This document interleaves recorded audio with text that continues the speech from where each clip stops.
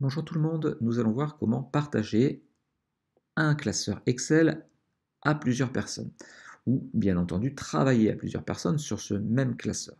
Je viens de réaliser un classeur, je l'enregistre. Alors attention, pour l'enregistrer, il faut absolument l'enregistrer sur un espace cloud. Si vous l'enregistrez sur votre disque dur, il ne pourra pas être partagé, bien entendu.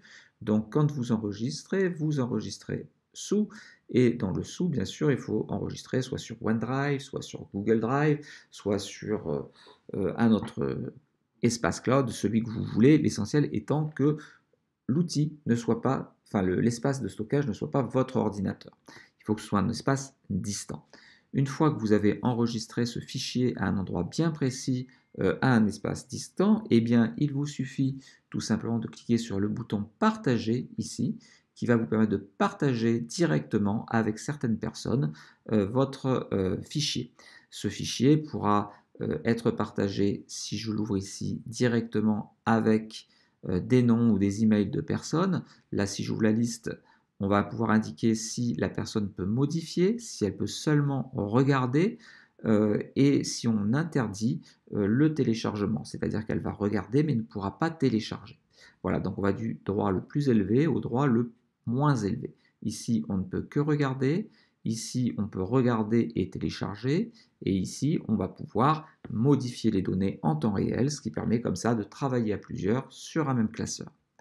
Au niveau du nom des personnes, vous voyez que là, on a un petit outil de paramètres des liens et on va avoir la possibilité de partager avec des gens dans l'organisation.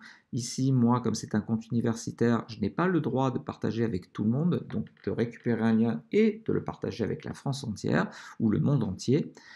J'ai cependant la possibilité de choisir une personne de votre choix.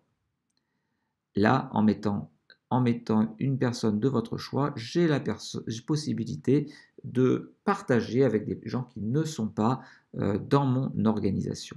Ensuite, on a aussi la possibilité, comme on l'a expliqué tout à l'heure, de modifier, de regarder, télécharger ou de regarder juste.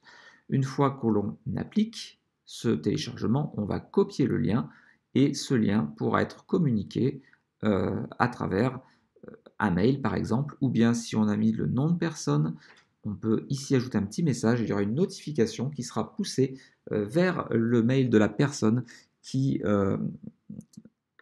doit recevoir ce classeur.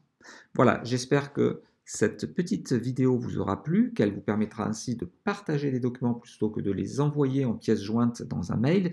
Et surtout, n'hésitez pas à apporter plus d'informations dans l'espace commentaire de la vidéo. Vous pouvez aussi vous abonner à la chaîne si vous ne l'avez pas encore fait. Et bien sûr, n'oubliez pas de liker la vidéo. À bientôt.